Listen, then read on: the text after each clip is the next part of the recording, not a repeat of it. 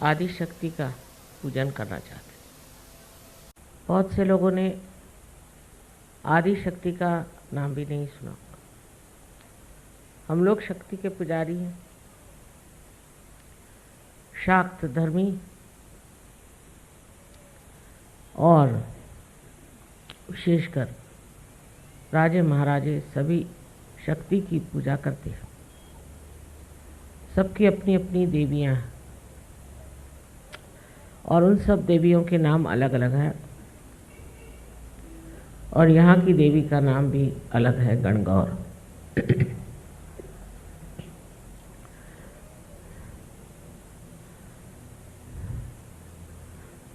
लेकिन आदिशक्ति का एक बार अवतरण इस राजस्थान में हुआ था, जो वो सती देवी के रूप में यहाँ प्रकट हुई थी। उनका बड़ा उपकार जो राजस्थान में अब भी अपनी संस्कृति,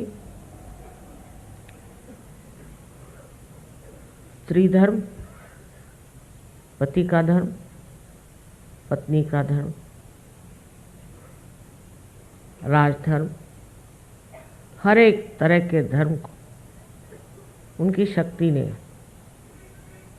प्लावित किया, नरिश किया।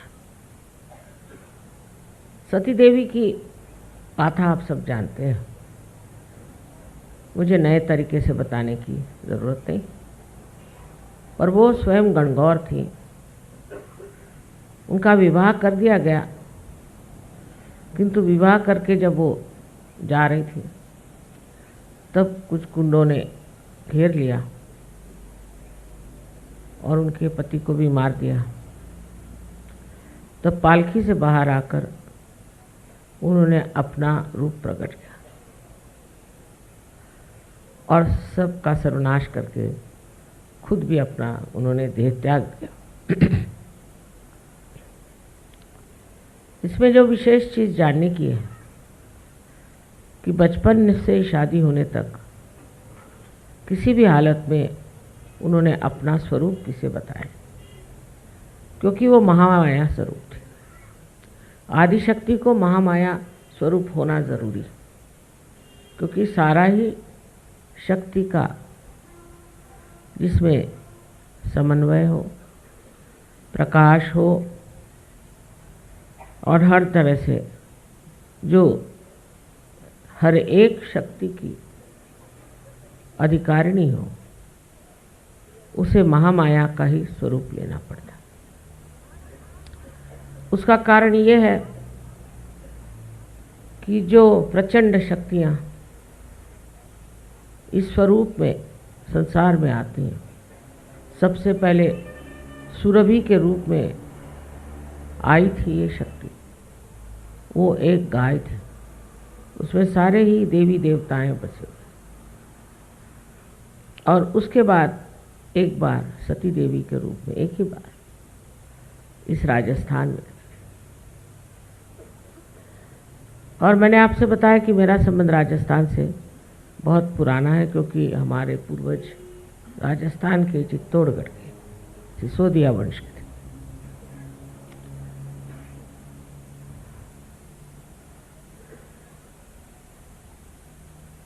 आदिशक्ति की अनंत शक्तियां हैं और ऐसी कोई शक्ति नहीं है जो उनके पास नहीं। लेकिन उन शक्तियों को छिपा कर ही रखना पड़ता। उसके दो कारण। एक तो कारण ये कि लोग अगर जान जाए ये आदिशक्ति है तो हर प्रकार के लोग उन पर प्रहार कर सकते, क्योंकि ये लोग सब बिल्कुल दुष्ट हैं, जाहिल हैं और परमात्मा के विरोध में खड़े हुए, भगवान के नाम पर पैसा कमाते हैं और उसका दुर्व्यवहार करते हैं। ये सारे ही लोग अगर जान जाए कि आदिशक्ति संसार में है तो या तो भाग खड़े हो जाएंगे या सब जुट करके ये कोशिश करेंगे कि किसी तरह से आदिशक्ति का कार्य इस कलयुग में हो न पाए। उसके लिए बहुत ज़रूरी है कि महामाया का स्वरूप ले लिया जाए।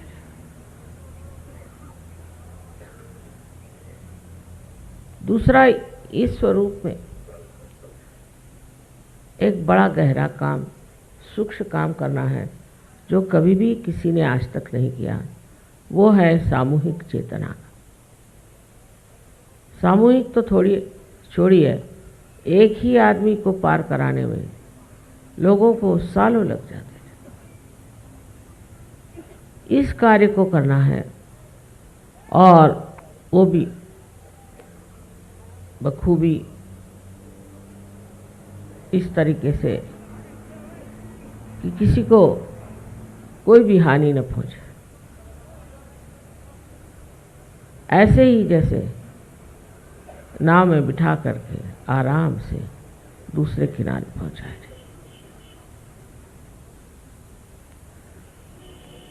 मैंने कल भाषण में अपने बताया कि धर्म कितना विपरीत हो गया। धर्म की बातें जिन्होंने करी वो तो ठीक थे, लेकिन जिनसे कही वो लोग गड़बड़ थे।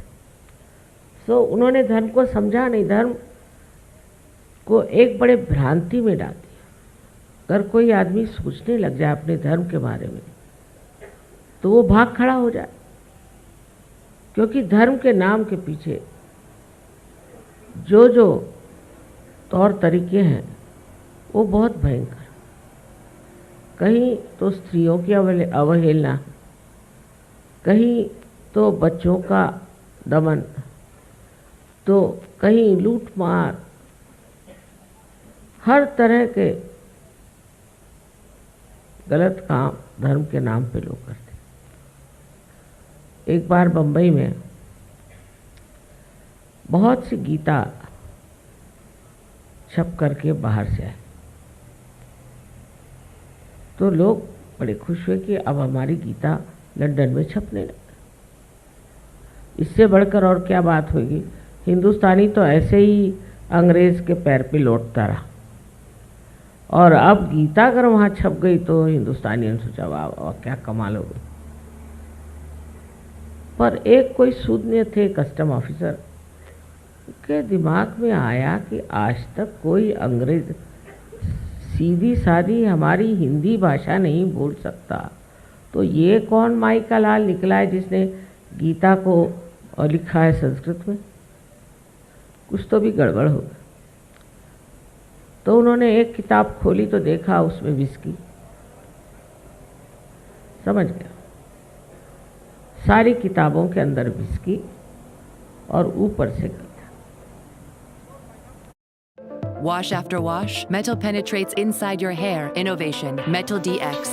Remove metal for 97% less hair breakage, true to tone, long-lasting color. Hair is stronger, 2 times shinier. Metal DX by L'Oréal Professionnel. 197, 198,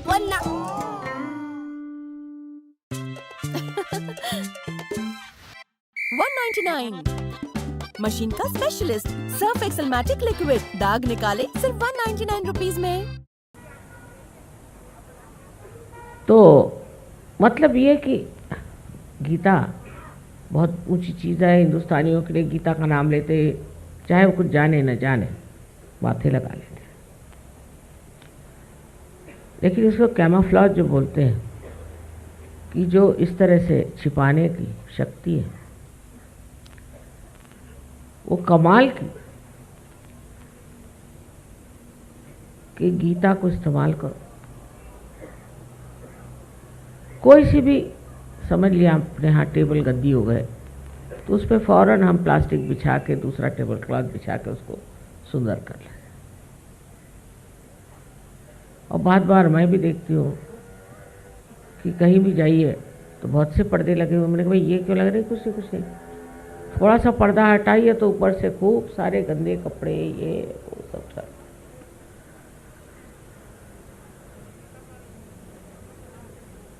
सो ऐब छुपाने की भी हमारे महामाया शक्ति में एक बहुत बड़ी खूबी है, क्योंकि ये लोग कहाँ से तो सीख के आए ही होंगे,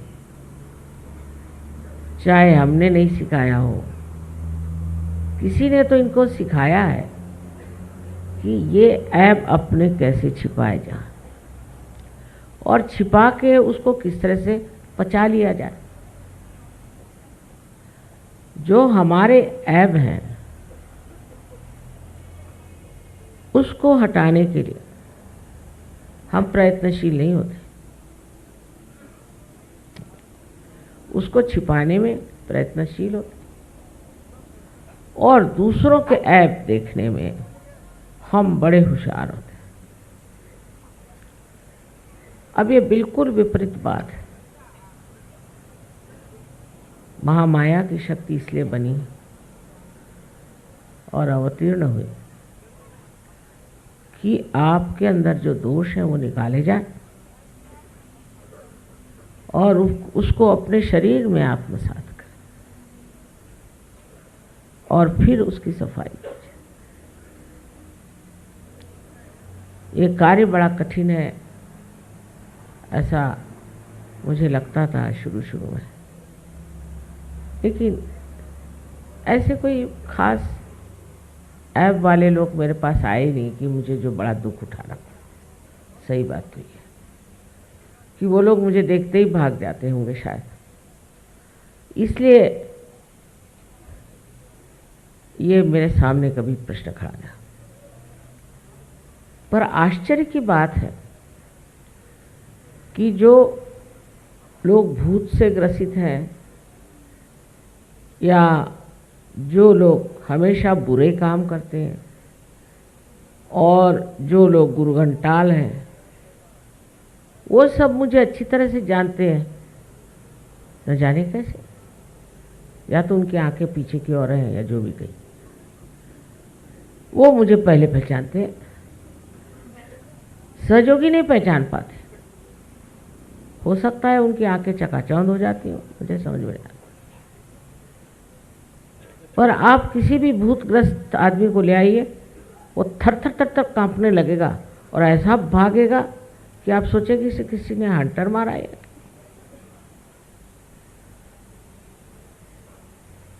लेकिन सहयोगियों को ऐसा नहीं था, लेकिन उनको पहचान भी उतनी नहीं है। अच्छी बात है,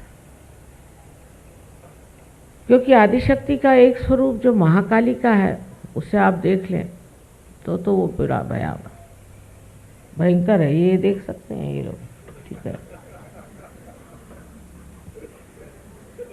हाथी आती भी देख सकते हैं, घोड़े भी देख सकते हैं, पर बाकी किसी को दिखाना बड़ी कठिन बात है। न जाने यहाँ कितने लोग बैठेंगे, लेकिन महाकाली का स्वरूप होना बहुत जरूरी है। जब तक महाकाली प्रकट नहीं होती, आपके अंदर बसी हुई लेफ्ट साइड की पकड़ जा नहीं सकती।